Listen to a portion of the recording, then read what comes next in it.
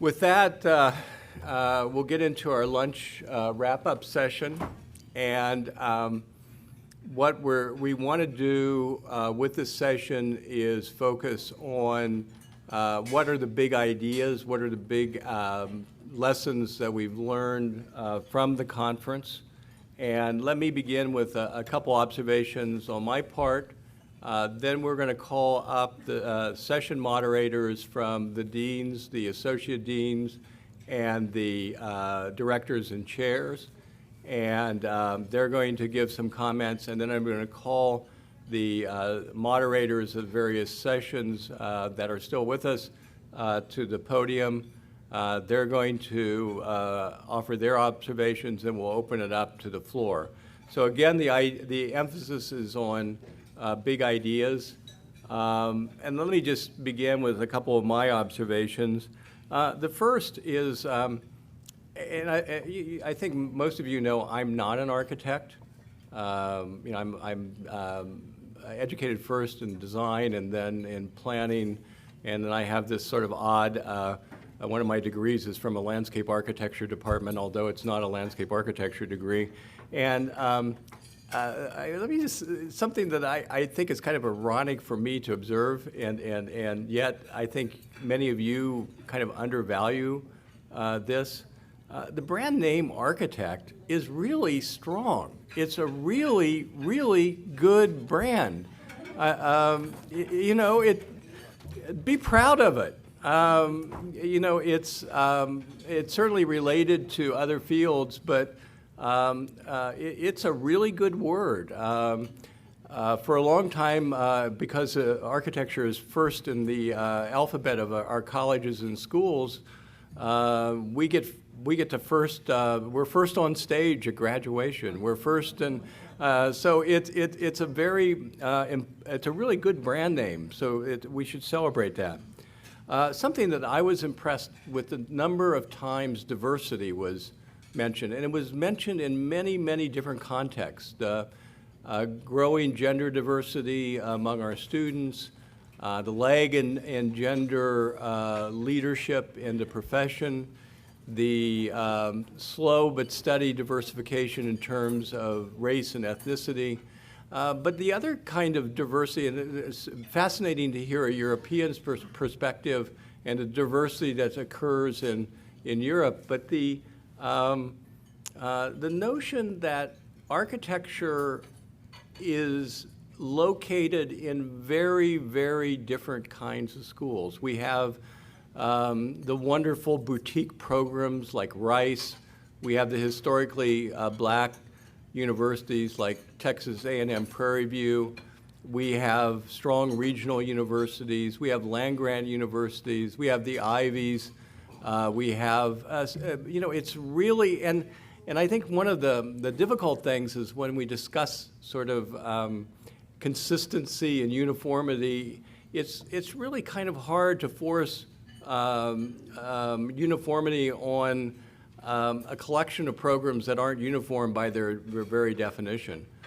So I think somebody said it, diversity is a good thing.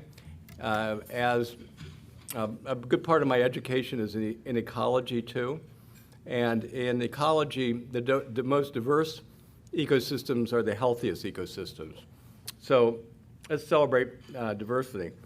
One challenge I have with public speaking is I've been having a dental orthodontic work on my mouth. The orthodontist said it was a 2-year project, and orthodontists are not accurate. It's been 2.5 years, and there's no end sight. And so I have one of the things I didn't do, what I normally do before I get up in front of a microphone is make sure there's not stuff all over my mouth and so on. So anyway, that's a side that you didn't need to know about me. But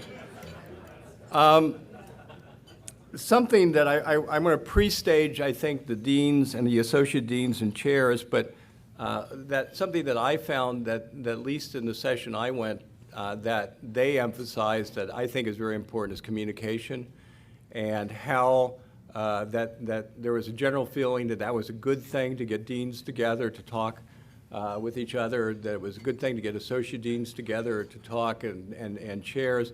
But how do we communicate between meetings is very important. I think it's a very important role for ACSA. In another sense, communication, where communication is important, Tom Fisher, I don't know, I think Tom had to leave, mentioned that AIA, and Jeff, maybe you can confirm this, is now on the verge of doing a peer-reviewed journal. And I don't know if that's an accurate rumor or not, but it's a very important one because we certainly need, those of us who are academics, need more venues for architects to be able to publish. So if that is in fact true, I think it's really good news. I'm going to save, I've got two other comments, and I'm going to save, I'm not going to save them, I'll say them now and then call up the deans. I'd liked, not only because I was part of organizing it, but I also was benefited from the sort of bookends of our keynotes of Lori Olin and Jeannie Gang. And I think Lori really did a terrific job of laying out, and by the way, he actually, when you ask people to be a keynote speaker, he actually stuck to the topic we asked him, and he wrote a new speech. And I gave I grabbed it from him afterwards and gave it to Mike Monty. So that will be available. But he actually specifically thought and wrote about what we asked him to. And he laid out, I think we all know about this division in research between science, humanities, and art. But I think Lori laid it out as well as I've ever heard it laid out, and also pointed out what the role of architecture is in science-based or science-oriented research, the role that architecture plays in humanities-related research, but the really leadership role that architecture can play in art. And he very accurately said art is practice-based. And the relationship and the importance of reflective practice, which I think he did a tremendous job laying out. And then Jeannie Gang exemplified that. She is a reflective practitioner. She showed that very well. And what we need is ways of how do we capture those kinds of ideas, those kinds of reflective practice through peer review processes. And let me close my remarks with sort of an observation that, as it relates to both Jeannie's presentation and Lori's presentation, about aesthetics. And Donna raised the aesthetic word this morning, and I think a lot of times we think of aesthetics as art and visual things and so on. My view, or if you look at aesthetics and its deeper meaning, it really relates to ethics. And all aesthetics is a visual representation of our values. So in my view, one of the challenges for architecture and other design disciplines is to develop an aesthetic for our time that represents the best possible ethical values about our culture. So I don't see that as a divide. I think that there's ethics and aesthetics are crucial to everything we do. With that, I'm going to call up, we'll start with Andy Vernoy.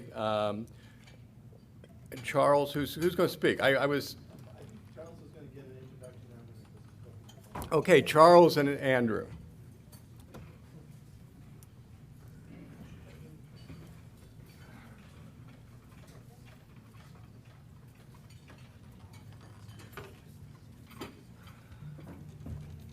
Yeah, we just need one more person, and then we would be the Three Stooges. We would like to, oh, there we go. That was quick. Probably the easiest decision we've made all week.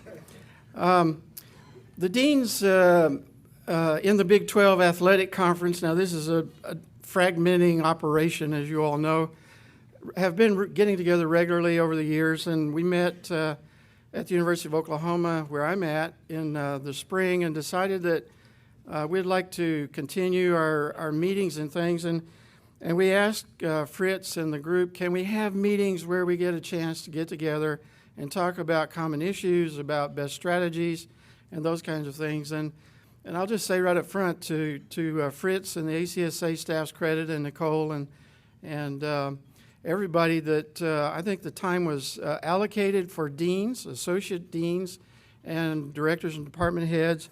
There were over 50 department heads in a meeting. There were over 40-something deans in a meeting, and I'm told about 10 or 12 maybe associate deans. I think it shows the interest in trying to get together at this meeting and talking about some common issues. I'm just going to say one or two things about some takeaways.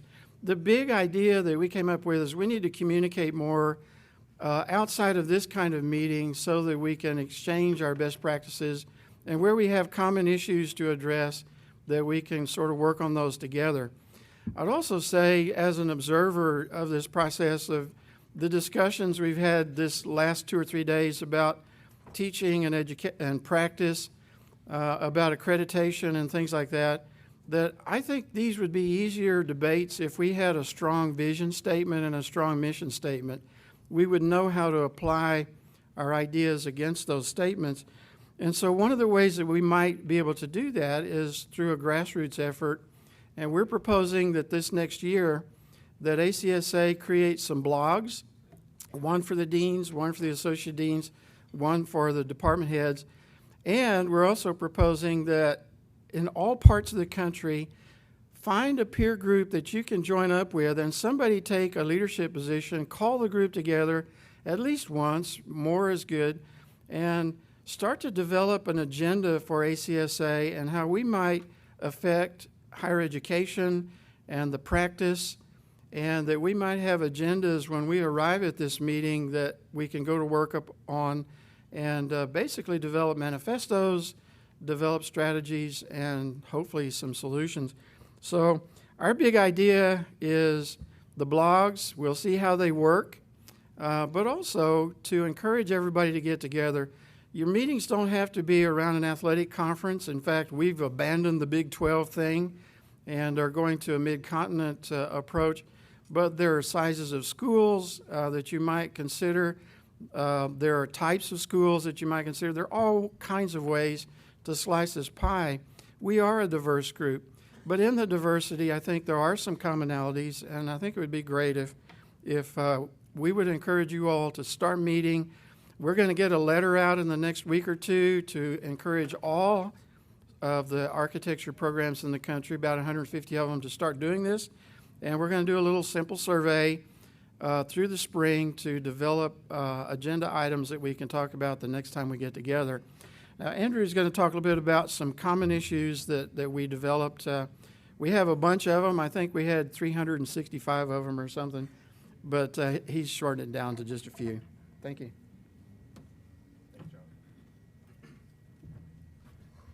I'd also like to add my thanks to the organizers, Fritz and Nicole and Kevin, for allowing us, pardon me, and Donna, allowing us a little more time, because I think that time was well spent.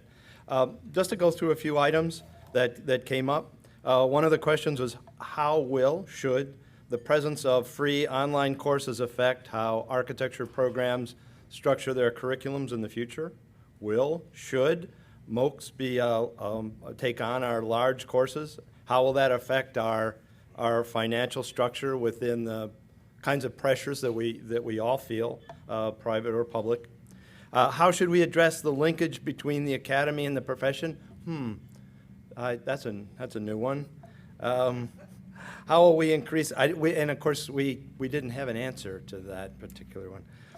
How do we increase the visibility of architectural design in the world?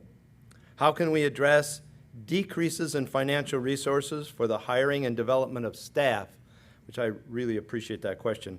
How are we increasingly overburdened by the regulation and reporting of requirements which add to their job? How do we have a role in the national discussion concerning the cost of education and the student debt problem, which of course we share with all of the other rest of higher education. How do we deal with institutional and technical restrictions on hybrid models of course delivery? Do we have a common position with regard to that? The AIA has determined that for every 8 architects retiring, there is only 1 graduate going into the profession of architecture. How do we address that concern? How can we become more efficient? Is the current model of higher education broken? And of course, we share that with all of the other aspects of higher education. But how does it become particular to architectural education? Can accreditation have an upside? I like this one. Patricia mentioned this. Can we encourage each school to put additional weight on the few criteria that they really want to focus on, that's particular to their school and their place in our context? And then how do we enrich our programs? And adding to the idea of a survey, why don't we have a survey that actually talks about not necessarily focusing on best practices, but focusing on ways in which we have been able to enrich our particular program, again, relative to its local position. I'd like to thank Peter McKeith and Alf Simon. I think Peter may have a few words, and also Nathaniel Belcher and Catherine Swenson, and I think Nathaniel has a few words, so if you two could come up, that's good.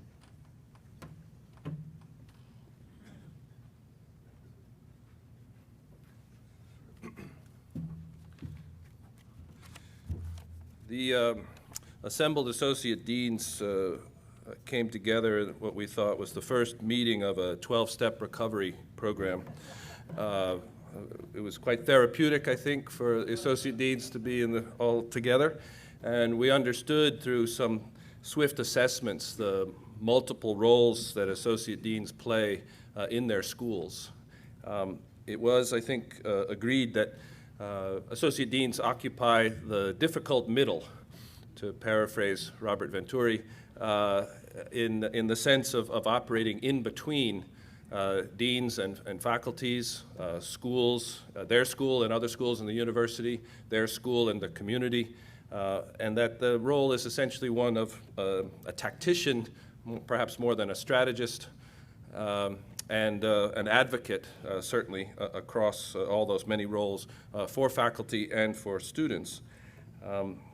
We focused the better part of our discussion on what we thought were best practices, or at least case studies, sharing information on how associate deans are working to facilitate the relationship between research and practice and the place in which their schools were located. And there were a number of such relationships or I guess, case studies that were noted along the way. We, too, came to the conclusion that we need to be in good contact with each other, that there's a collective wisdom that needs to be shared. And we hear this from deans as well as, I'm sure, from directors and chairs. Also in that sense of collective wisdom, then an understanding perhaps in the blog format of the way in which these relationships are being built, or in the ways in which these best practices are being built through the kind of tactical work that associate deans can do. I worked with Alf Simon, and unless you're simply seconding everything I have to say, you may have another comment or two. I'm going to second everything. What was interesting is that, as Peter was saying, we started out by trying to identify, areas so that we might actually, we thought maybe we'd divide up into little groups. And, we had about 8 different areas, and each one we asked, well, who is an associate dean for research? And 90% of the hands went up. And we said, well, who's an associate dean for outreach? 90% of the hands went up. Who's an associate dean for communication? 90% of the hands went up. And so in the sense, the word therapeutic is probably pretty accurate, but what I realized going through it is that the associate dean description almost across the board is pretty fuzzy, and in a wonderful way that opens up all kinds of opportunities, even though we decided it was a 14-hour-a-day job. Really fantastic opportunities within our schools as associate deans, and so we do hope that as a group we can keep in close contact with each other. Thank you.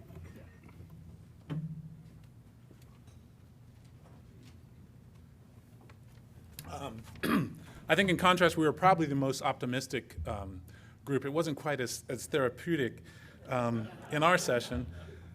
Kate Swenson, who I worked with, who had to leave earlier, and I talked about this, and what we wanted to do is try to get a sense of what everybody was doing. We had 50 people in the room, and we thought it would be a good tactic to have every person spend a couple minutes talking about what they're doing, and surprisingly, we got through it all.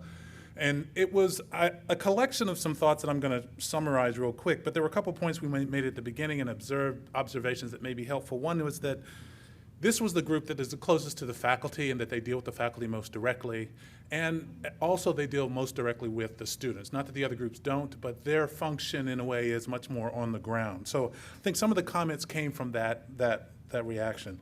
We also, that situation, we also had a lot of groups that were coming from very different institutional structures. So the particulars or the private organizations had a very different drive about our understanding what the definition of research was than the public institutions. And having that exchange back and forth was really, I think, helpful for everyone to do. And there were some suggestions that emerged out of the room. One was that speculative projects that are self-initiative, there were several stories where they turned into real projects that led into sponsored research. This idea of design and practice in a very real sense, in a very kind of stereotypical sense, people that practice, and they saw practice as research. And there were definitely examples where people saw how that led to real things happening. Institutions that had PhD programs and post-professional programs said how they were used strategically to lead towards research. I should stop and say that we took the title research, research, practice, and place quite literally, and that's what everyone was speaking to. There was a lot of advocacy for the recognition of applied research, that specific term and how that goes. The fact that we understand and really deal with project-based learning, and that was a unique part of what we do within the academy.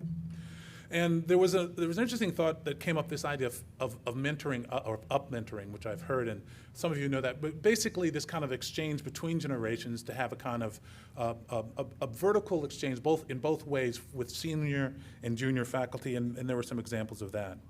In the end, there were probably 3 compelling suggestions that emerged. This idea of leveraging our connections, that is the literal connection between people, place, and programs, speaking to the diversity. If you're in an area that is impacted by what just happened, then you're probably going to use that in terms of your research. So Jory was talking about what's happening at LSU and how that what's happened recently in New York really helps her to advocate what they're doing. So people, places, those sorts of things. This idea of service learning kept emerging as a real emerging way to really legitimate what we've been doing regularly as an exercise. So service learning and trying to leverage that into something that's recognized as research. And then there was a real plea to develop compelling metrics to value what we do that can be communicated to others. I felt like we had a very good voice internally in saying what we did, and everybody in the room loved it, and maybe this is the jargon that was talked about earlier, but we did not hear or have a lot of examples or tools to communicate that vertically to provost, to the university, to the community, and trying to find those and to find that maybe it's up to us to kind of help to pull those together. Some of our challenge that we talked about was that this is the group, the chairs and directors, that has the most responsibility to prod faculty to go and work further afield. That was a very important role. And also to help faculty understand the definition specifically of research. Definitions of research are extremely broad, and if within an institution you could define it quite literally, you would help faculty understand it. You have faculty that are sitting in the same group that have broadly different ideas of what research is, what's recognition, whether you're in an institution where sponsored research means something, or whether it's really about the impact of that in the public world. And so we took it on. I mean, he talked about our role is to articulate the facts of what we do successful, and I think it was a healthy exchange between each other of what some people were doing. Heads were nodding, people appreciated what we were doing.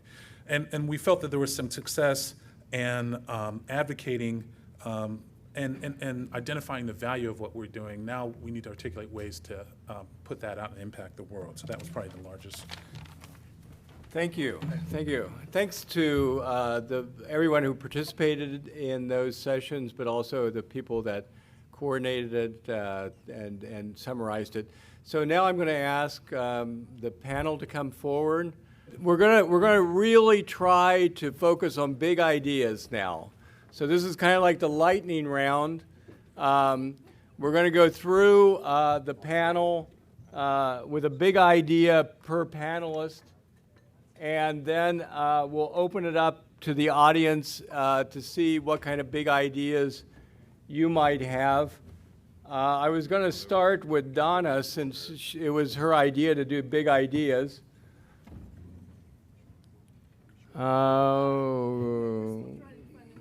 Yeah, we need one more chair. And then we'll be good.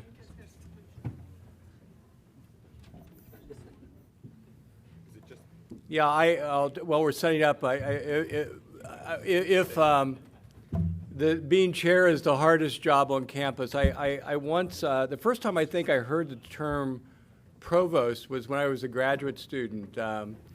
So I went to my department chair, a fellow whose name was Ian McCarg, and I said, Professor McCarg, what is the provost? And he said, son, he's the smartest man on campus.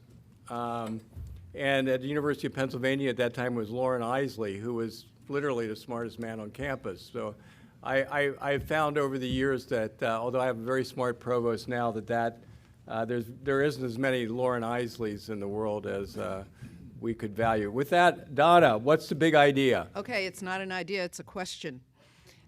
Well, you raised the A word, and out of our session with the emphasis on complexity, global practice, the changing role of the architect as change agent, as Francis put it, stop whining, start acting. We came up against what I characterized as something I'd heard on NPR from another Gensler associate, not the one on our panel, about how in the future architecture was going to be all about building performance, not about building design. And so I raised that question about proof versus aesthetics and what that would mean for the delivery of education. Out of that, we affirmed the good old values of studio education. So I guess we'll all take that in different directions as we direct our schools, but I do think that that's kind of a watershed question for us right now with this emphasis on building performance and the new technologies that enhance that and what that's going to mean for design education. Good. Larry, big idea, our big question, our big something. So the big idea is that a lot of our power as academics in architecture has come from often having people who had significant practices in the community could show what we do and be examples and have a strong interface and have a strong impact on the larger profession. And that has historically been kind of unique to us as academics in architecture.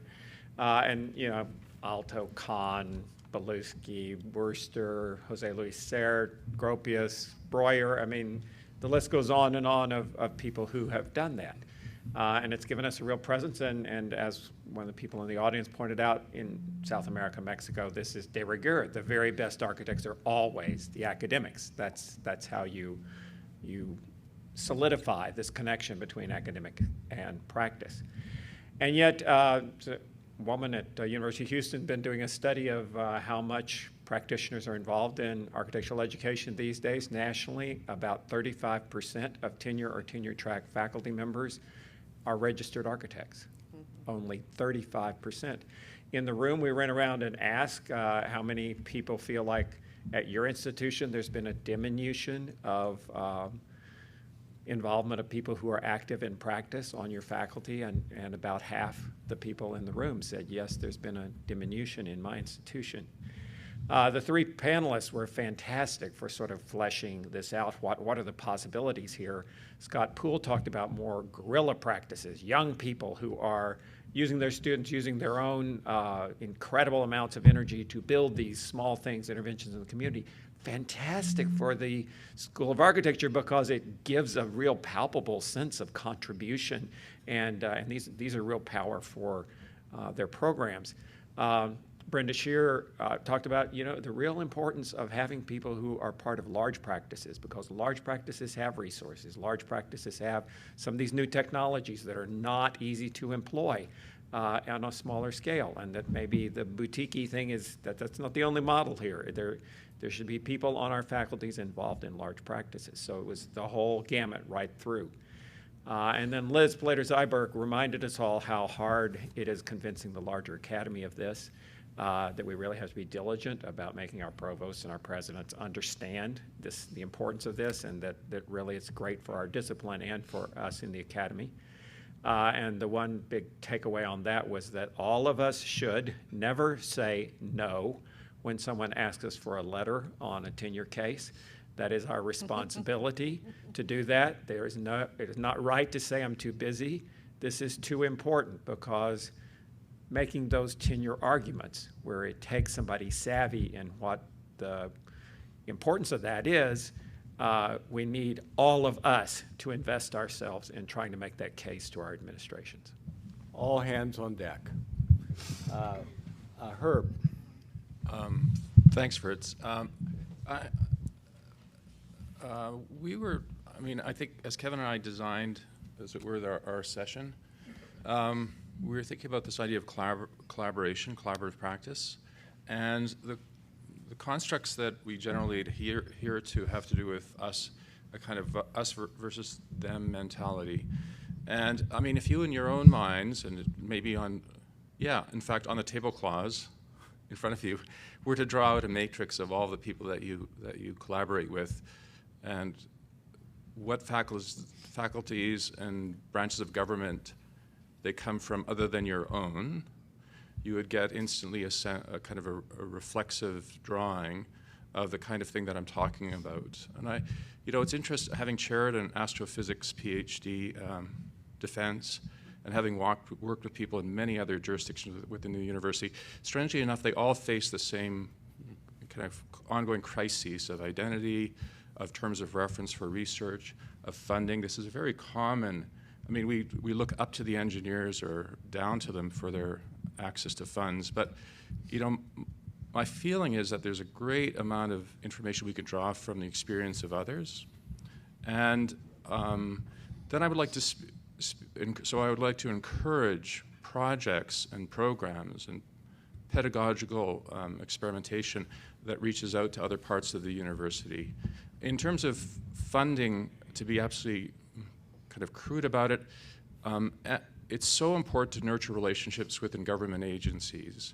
And this is not simply about on a program-by-program basis or applying for a particular fund, but really you have to work, in my experience, directly with government representation as colleagues. You have to get to know them. You have to, anytime cash changes hands, it's based on a kind of deep commitment that is really based on human relations. At least that's my experience. And then finally, with respect to the NAB, and I'm sort of somewhat heavily involved in accreditation in Canada, I agree with the earlier sentiment about the diversity of practice and education that's happening. And we must build models that perhaps not require but encourage all of the, the huge investment in digital fabrication, the potency of design for the 99%, the passion that some of us have for how media and technology interfaces with architecture and urban design.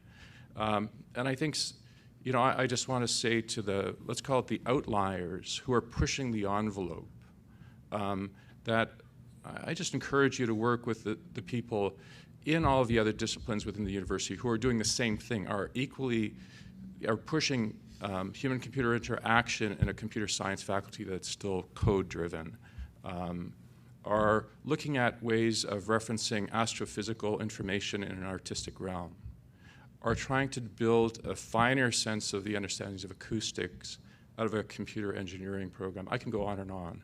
So this idea of finding like-minded spirit. There's kind of comfort in knowing that the new things that you're doing put you in a position that's quite familiar with the avant-garde in all of the other units. So, thank you. Robert. Our session on study abroad posed the question, well, it made the observation that study abroad's been part of Western architectural education long before it came to the United States, and it's been part and parcel of how we think about what we do. The challenge put to the panel was to rethink it, and a couple trends became clear in the discussion. One was that it has been rethought, that programs are investing, becoming more embedded in the places they're going and being less touristic, that they are spreading around the globe and addressing the need of our graduates to become global citizens and not being stuck on Western models, that schools are trying hard to make the programs more available to their students and even out the economic disparities that would keep some students from going. I think those are all positive and really interesting trends. The one thing that I didn't observe happening, which still distresses me somewhat and seems a bit ironic to me with all the emphasis we have on sustainability, is there are no programs taking ecological account of the ecological costs of these programs relative to other matters. So that might be something we ought to pay a little attention to. Good. Michael. Yes. We had our panel was to, well, we discussed pedagogy in place, and 3 different universities, or 3 very different kinds of institutions, I think, discussed the relationship between their place and the pedagogy that at the schools. 3 very different kinds of universities and different kinds of educational institutions with different geographical places, but also from different places within the university. Oklahoma State, Randy Seitzinger is in a college of engineering, and that presents a lot of very special challenges for schools of architecture. Many of our schools of architecture, in fact, came out of colleges of engineering. Challenges, but also a lot of opportunities there. Rice University, Sarah Whiting was presented from Rice. Very small. She showed a slide of a room that is not much bigger than this incredibly cramped. I feel, if you saw Sarah's slide, I feel very much like I was in that slide right now, because it was a room with all of their faculty and students and staff in one picture within one little room, and I kind of feel that way here right now. This is all of us in one little. But very small school, very high quality, amazing school, but a private school. Very different kinds of problems, challenges, and issues than at a public land grant like Oklahoma State, like my college, University of Kentucky College of Design. And then the third was presented by Javier Quintana from the IE University in Madrid, an incredibly unique, in my view, and also leading school in dealing with a word that we haven't really mentioned very much here, and that's the marketplace. When you talk about place and when you talk about different kinds of schools, and I heard some discussion at the dean's meeting yesterday about RCM, and for those who don't know what it is, it's better that you don't. For those who do, you know what it is. It's basically, as you know, a kind of a model of funding your colleges that gives you the responsibility. And in some cases that's good, and in some cases that's bad. But the point of RCM is that it decentralizes funding authority, and that means spending and raising funds to you. And that's a market proposition. And so one of the things that I found really compelling about, and I found compelling about the IE, is I heard a presentation that Javier made last year at this meeting, in which I heard 3 kinds of stories, and I said this at my panel the other day. The private schools, Harvard and USC were there, and they both said things have been great, they're really great now, and the future looks bright. We love it. We're making a ton of money on executive education, and we're thrilled. We're thrilled. Everything is fantastic. The publics, like me, were all said, that's bad. It's been really bad, and it's going to get worse. And Javier said basically, yeah, all of that's true, except we have to understand that we're in a marketplace, and we have to understand that we have to innovate with educational product, yeah, even to use that word, and we have to think about a variety and a range of educational delivery that we haven't been thinking about before, online, among others. And MOOCs have been referenced here, but that's not the challenge. I don't think that's the issue here. I think the issue is, how do you do an online studio? How do you do a blended studio? If we live in a world of continuous learning, where do badges sit? Some of you might even recoil at hearing that word, but if we live in a world where, I'm not even talking about continuing ed credits, I'm talking about a professional or a student who wants to learn a specific software and learn how to output on a 3D printer. That's a 6-hour workshop. How do you account for that? What do you do with that? We're actually going to try this summer at my college. We're setting up a summer design academy where we're going to do some blended things, and we're going to do badges, and we're going to do a lot of things like that. I guess the point is, if you take PhDs as the most labor-intensive, costly form of educational product delivery, what is at the other end? It's badges. It's an hour workshop. How do you become a means of you can't really accredit. It's not a matter of accreditation. It's a matter really of being like a registrar. How do you account for and give a credential like a badge? So I think given that we're all somehow going to end up in some kind of RCM model sometime soon, and given that we live in a world that's driven more and more by the marketplace, I think we're going to have to understand product delivery in a very different kind of way, both online, and we're going to have to understand the content of that product in a very different kind of way. So I haven't heard very much about that. I probably will be thrown out of here very soon. Well, we're all going to leave soon anyway, so this is a good time to say it. But I think I think the IE is offering an interesting way to deal with this problem, and I've been there several times visiting, trying to steal and learn from them, and I suggest you all take a look at them online sometime. Thank you.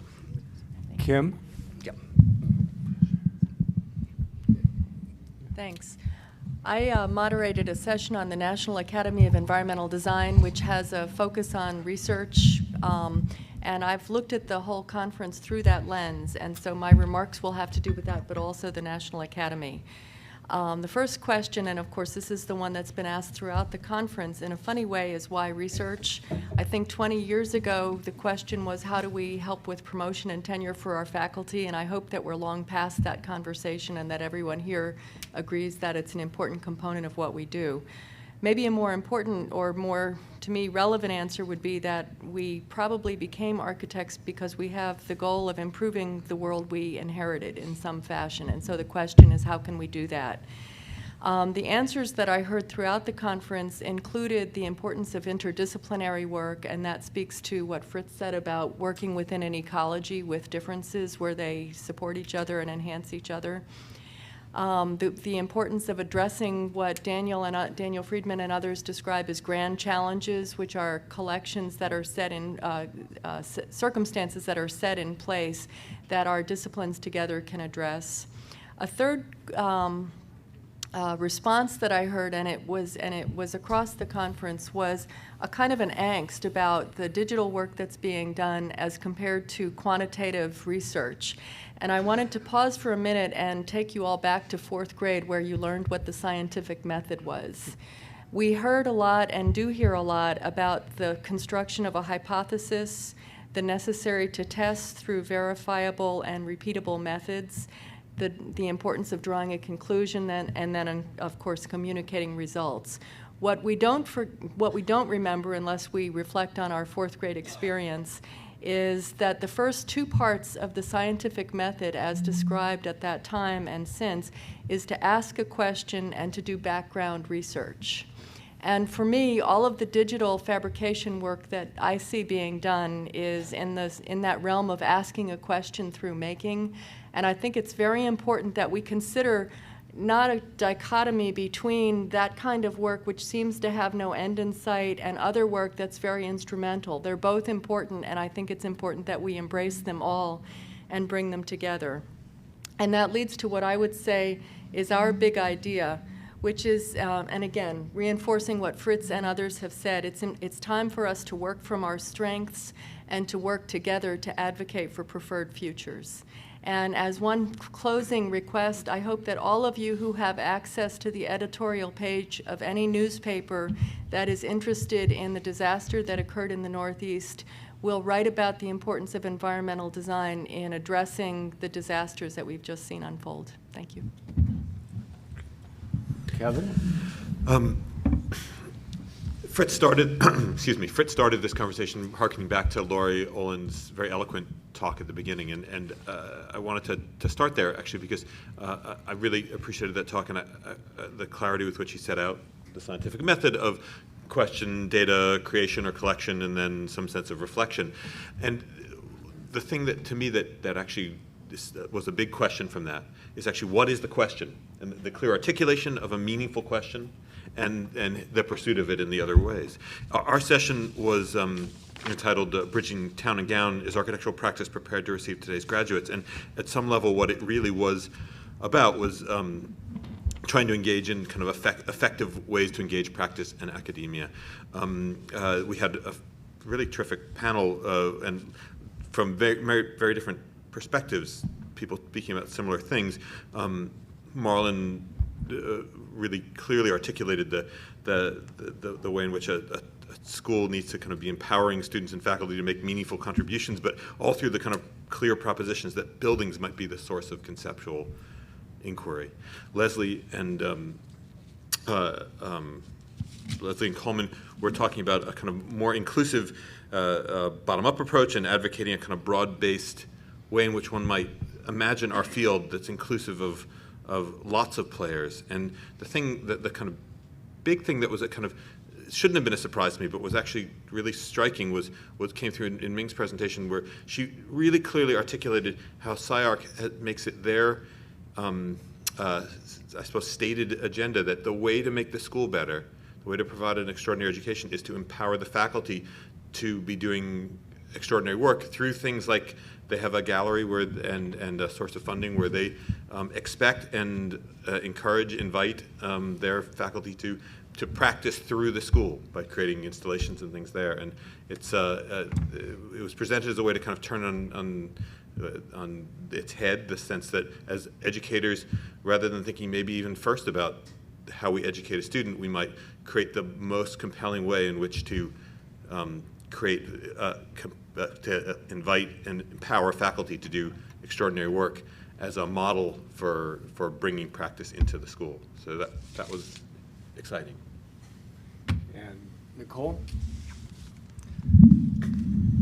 I had the pleasure of not moderating, but just listening.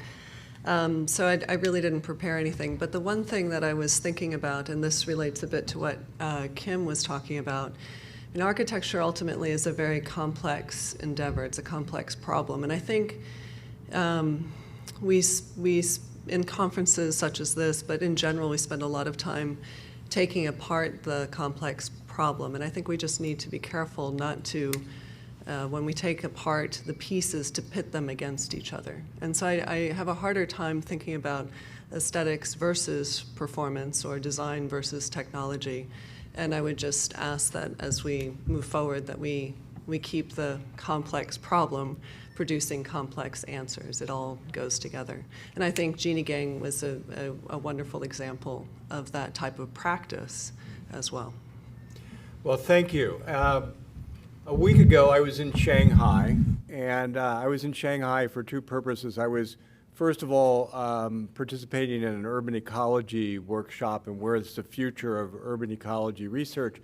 And secondly, I was involved in what was called a Young Scholars Writing Workshop. And I had 220 PhD and assistant professors from China. Now, I've worked with Chinese students one-on-one, trying to teach them to write, but 220 at the same time was a bit of a challenge. But one of the questions I got was, how do you write keywords? I gave an answer, but let me give the keywords from the panel. Aesthetics/performance, practice, collaboration, travel, parentheses, ecology, pedagogy in place, research, compelling work, complexity. I now, in the waning moments we have, any other big ideas or keywords from anyone in the audience? Going once. Going twice. Enjoy the rest of the day in Austin, Texas, and thank you all for coming.